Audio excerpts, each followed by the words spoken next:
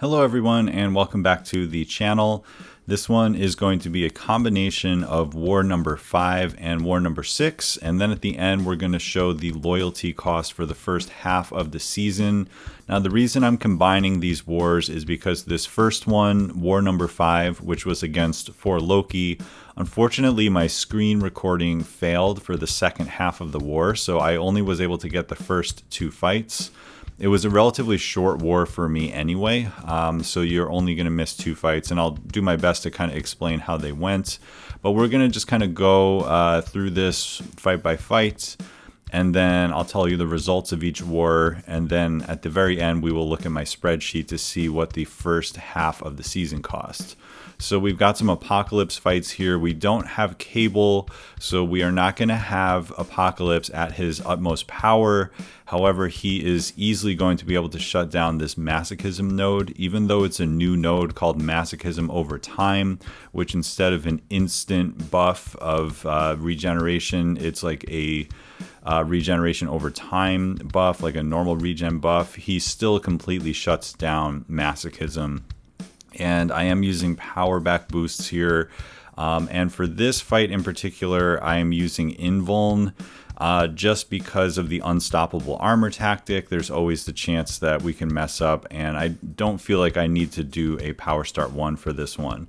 So you can see, just like the old masochism node, the ability that Apocalypse has, which is to completely shut down any kind of purification, is good right there. Watching the unstoppable armor timer, this is going to be a slightly longer fight, simply because we don't have our 4 genetic code, but he is still a rank 4. Now I think I wanted to put the weakness on him there, but I just hadn't counted my combo. The thing to note anytime you face Venom, as we get the weakness on, I'm just kind of building debuffs one by one. There's not really rhyme or reason to it. The things that you need to watch out for here are both the unstoppable armor timer as well as his Clintar buff, because anytime the Clintar buff expires, there's like, I don't know, what is it, a 1 out of 5 chance or 1 out of 6 chance, depending on how many buffs he has. I think there's 5 possible buffs, and one of them can be in armor. So anytime either of those timers is going to expire, there is a small chance that we get the armor, and then there's a 30% chance per armor that it's going to go unstoppable. So that is really the danger in this fight. But we're mostly just, banking on the fact that we're never going to have to deal with masochism. Just got to watch out for those random unstoppables, play it a little slow, be careful. Like right there, we were careful. I think he has his max amount of buffs now, so the Clintar buff shouldn't be as much of an issue, but we still do have to watch that unstoppable armor timer. And now we're getting pretty close to the end. We just threw special 1s because special 2 lasts a very long time, and when there's 2 timers to keep track of, it's pretty easy to accidentally throw the special 2, and then you end up in the middle of one of those unstoppable cycles and all that. So yeah, Apocalypse hard counters. Now I'm adding I need to add the shock pre-fight here for sure because of the static defense node. She's going to be gaining armors as our combo goes up essentially, and then those can put shocks on us. And because we are trying our best to get her down as fast as possible and deal with the strike counter fury against this America Chavez, we are definitely going to be landing a bunch of hits, and those shocks will hurt. Apocalypse will definitely survive, but I need him for the rest of the war, and I had the open spot. So it was a question of, do you want Cable or do you want Odin? And because I'm going to be taking a Path 8 fight later, which has the rich get richer, it makes sense to start dumping these pre-fights now. So I saved the aptitude one because the aptitude one doesn't have any bearing on this fight. So just in case there was some kind of like emergency swap of the plan later, I only put on the protection buff, which will help me if I get hit, and the shock one. And we're just gonna play a normal strike counter fight. I've taken America Chavez a lot. There's no unstoppable armor here. So, we're just counting our combos, make sure we don't give her any furies, and we did power start 1 so that we can just throw this, get the concussion up nice and early, concussion may stop some of her abilities. We get a little bit with the power back boosts.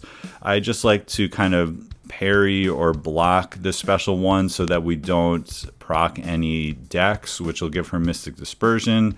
And the cool thing about Apocalypse in a strike counter fight is, we're going to be knocking her down fairly often. And when you knock her down, she's more likely to throw her specials.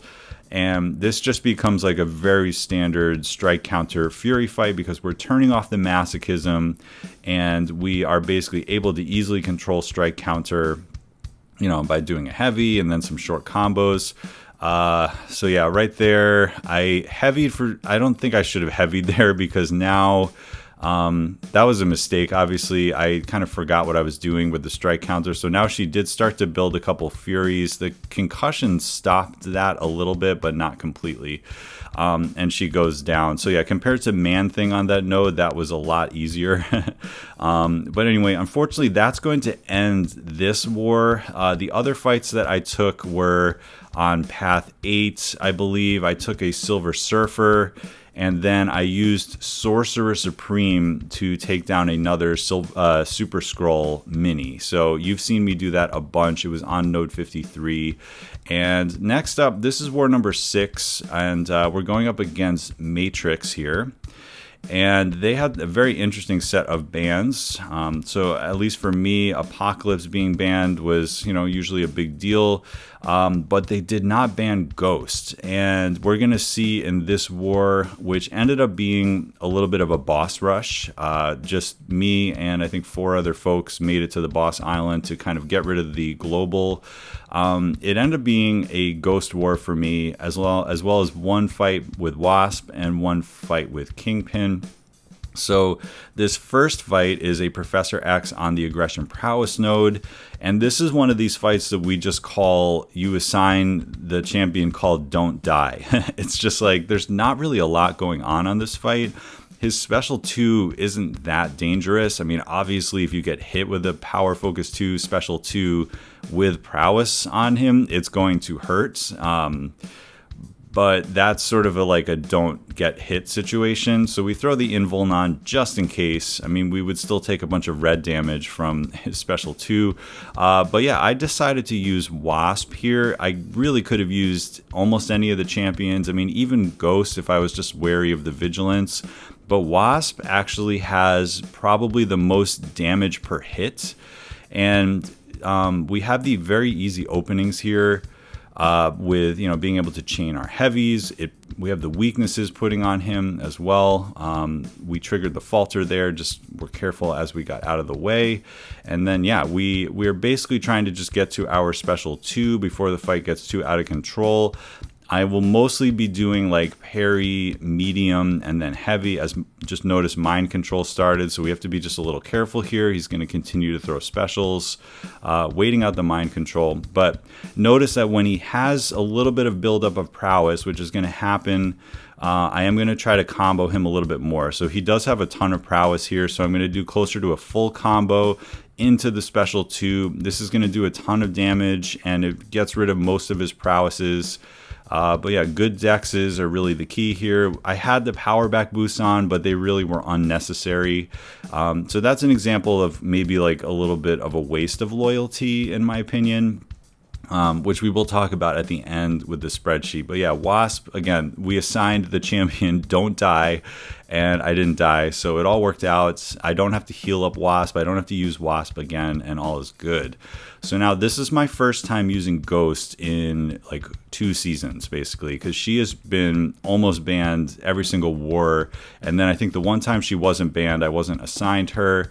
But we're going to show one of the reasons that she should be banned is this node 26, right? You don't want to be taking any hits into the block. So I'm going to build up to my first special 2 at 6 hits and then throw it so I have exactly 9. We get the power back. Now I have the first void debuff on me, so now we can bait this special 1 and then purify that debuff, and we're already back to a special 2. We throw the special 2, Wasp synergy helps us. We boosted just right so that we can get back-to-back special 2s. I waited for him to come right back to me, and yeah, that's the end of Void. Very scary node for Apocalypse there, because you can't necessarily deal with getting the fight down as fast as Ghost can. But yeah, node 26, Ghost can take almost anyone there, and the fact that they didn't ban her and they put Void there, it just sort of erased him from the map. And in this next one, so now we have Kingpin without Hood, right? So this is Hazard Shift. We have class disadvantage. Mine is not even awakened.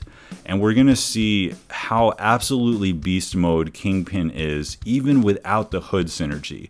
And the reason it's okay to not use the Hood synergy is that even if you get a bunch of the Hazard Shift debuffs on you, eventually you're going to get to Overpower. Because once you get to 8 debuffs, they're all going to shrug and you're going to get Overpower anyway.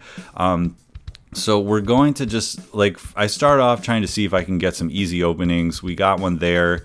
But there is a trick with Magneto that I recently learned that I'm going to kind of show you. And at this point, I decide I'm going to go for the trick. So this is how it works. You go against the wall. You're going to bait a heavy and then retaliate with a light and then immediately block. And then by doing that, you get rid of that unstoppable timer. And oddly, I have not gotten any Hazard Shift debuffs on myself. There was one and it shrugged. And at this point, I really just want to use my special 2, which is going to allow me to get to Overpower faster. And there we are. We're in Overpower. Our 60% chance to shrug these debuffs is working fine. I'm doing special 2s because the special 1s will put sort of an ability reduction on him. And if that happens, I think I'm more likely to get some of the hazard shifts on me occasionally, and then for them, like for me to not get enough to get to Overpower, if that makes sense. So I went for the special 2s, which had the damage, which had the bigger chance to get to Overpower, and he went down very easily. So it felt very good about that fight. The special 1 dexes were really good, got the spacing right on those, and just felt really good about that fight. I have to say I was a little nervous because I've never taken Hazard Shift without Hood, but he really proved he doesn't even need him, which is absolutely bonkers to me. And next up, obviously this is a good placement, especially when you have a Kingpin fight right before, and that Ghost would not work for Mags, obviously, but Ghost here, it's just going to be an absolute joke. Even if I did get to a special 1 of his and he threw it, I could convert all those incinerates. So right here we get a big throwing of a special 3. Unfortunately, our power back boost brought us all the way to special 3, but that's enough to kill him anyway. And so there we go. He's down in less than 30 seconds. And yeah, Ghost versus Hazard Shift. I mean, if the matchup works, you know, this is what we used to do back in the day. And then finally, I have one more mini boss here. Now this is another example of like they left a champion who is vulnerable to Ghost on node 49. I may have suggested that they place someone with unstoppable armor or place someone that Ghost cannot counter here because, you know, in the old days before bans, it was always like if Ghost could take this node, she would, because she just, you know, benefits from hazard shift so much. And then additionally with Korg, you can just land lights really easily. So we start doing some light attacks. I like to do 3 lights and then back off, and then 2 lights.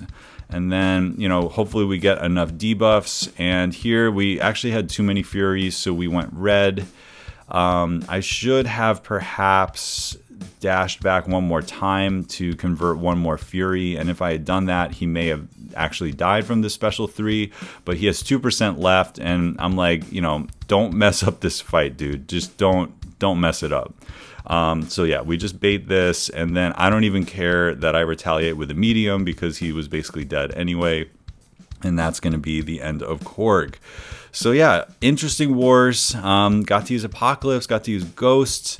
We won the 4 Loki war. It was very close. We won by 1 attack bonus, and then we lost the Matrix war. They just outplayed us. We had some sloppy deaths, and we lost by 2 deaths there. So that means after the first half of the season, we are 2-4, which is not terrible. We are at the top of Platinum 1. We've gotten some of the hardest matchups that you can imagine against like GT40 and JA and 4 Loki, Matrix. Like, we've had some pretty tough matchups. TCN. I'm sorry, whoever I'm forgetting. But yeah, we definitely had our work cut out for us early, and ending 2-4 is not the end of the world, but we do need to have a really good second half if we want to try to make our way back into Masters. And with that, I'm going to transition to my spreadsheet. And I do want to just say a caveat before we get there. The numbers are very high for my estimated loyalty cost with all of these boosts, as we see the first part of the spreadsheet. And I do want to also acknowledge that because of the compensation, I have way more of the gray boosts at my disposal.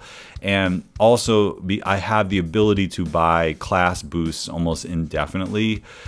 So what that means is I'm probably boosting more than I would if I didn't have the compensation. So these numbers are going to seem a little inflated, but conversely, the fact that I'm using that many boosts to help secure safety in these fights means that I have to heal less. So when the compensation does go away, I would imagine that the amount of loyalty boosts that you're going to see on the second screen are going to go down, but the amount of healing needed is going to go up, and it will be relatively around the same place, maybe a little less overall. But we can see on this first spreadsheet, I've basically taken the average amount of fights. I've averaged 5 fights per war, which, if you divide 50 fights by 10, that is the average. I've died once. And just look at the healing. The war that I died, war number 3, that was a very solid amount of healing needed. But even in some of the other wars, I was maybe taking in some counters like Nebula that take lots of chip damage. And because of that, I was definitely having to heal up a little bit more.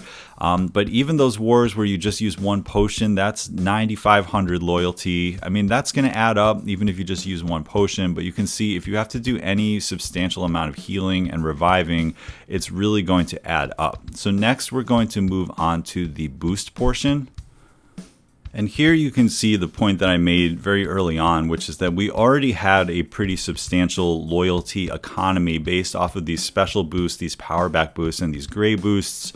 Now, a lot of these gray boosts have come from free compensation, and I think that my numbers here are more than the average summoner, and part of that is just the champions that I run, and you'll see that list in a second. But Nebula, she almost always requires an advanced power boost. Sorcerer Supreme, if you're taking a mini boss, you're going to want to either have an invuln or a special 1-star boost as well, because you want to get that slow off against unstoppable armor right away. Now, of course, you don't need them, as in like you will automatically die without it, but if you have them, you're going to use them. And similarly, a lot of the champs I use, like Apocalypse or like Ghost in that last war, or even Sorcerer Supreme to a certain extent, they really like those power back boosts. And again, it's like if you're going to do everything you can to win, you're going to want to use some of those. And I even use some of the special 3 defense boosts as well to, if you don't have an invuln, that can save you. So I think these numbers are pretty eye-opening for what would be ideal for item usage. We can see that the amount of healing loyalty is already at 412,000, and that's pretty high. But again, if I was using fewer of these boosts that we see here, it would be even more. But the total loyalty is really the big number to me. We've already crested 800,000 estimated loyalty spent on the amount of healing and amount of boosting that we've had to do. And I mean, that is pretty close to the season allowance that we would be getting. I think we calculated it was somewhere between 900K and 1 million that would be coming in if you're winning half your wars. And as I already told you, we are 2-4. So we have actually lost a significant amount of wars, which means less loyalty coming in. And yeah, I do think that even if these numbers are inflated because, we do sort of have a plethora of boosts at our availability because of the compensation, even if we cut this down by 75%, we would run out of loyalty by the end of the season for sure. And then finally, I did add this final tab where we're just going to look at the amount of champion attack and health boosts that I have used. These do not necessarily cost loyalty. In fact, I'm fairly convinced that there is a separate economy regarding these boosts, but you can see I've been pretty low on the big 30% boost. So I've been mostly using 20% as long as the, as well as the farmable 15% attack and health ones. So yeah, this is like my total cost of war if you consider all the loyalty and then these boosts which have been mostly farmed. Certainly the 30% boosts are available for units if you're free to play. We can see that I did run the Liquid Courage, Double Edge, and Recoil one time. Fortunately, I have not had to run it that much because there's another unit cost there. And then for the champions that I've used, a lot of Nebula, a lot of Apoc, a lot of Sorcerer, Archangel, Doom, Wasp, and Kingpin all made an appearance, and then you saw in that final war we had 3 ghost fights. So like I was saying, a lot of these champions are very hungry for those loyalty boosts. Like Apoc likes those class boosts if you can have it. Wasp I used them on but probably didn't need to. Archangel is fine, but Sorcerer and Nebula and Ghost, definitely their play styles and the way you use them sort of require specific boosts in my opinion. So yeah, this is just information. This is sort of, I'm trying to track what it costs to run tier 1 war efficiently. We can see I've run the average amount of fights and only died once, so I'm kind of on pace for like a very average season. You know, like 60 fights and 2 deaths, which I think is pretty reasonable for tier 1 to expect performance around there. That's where I'm paced out to be. But anyway, I'm hoping that you are keeping track of this as well. I will link the card to the spreadsheet so that you can track your second half if you haven't been doing it as well. This is all important information just to see what the actual cost of war is. So thanks for checking out this video, guys, and I will catch you in the next one.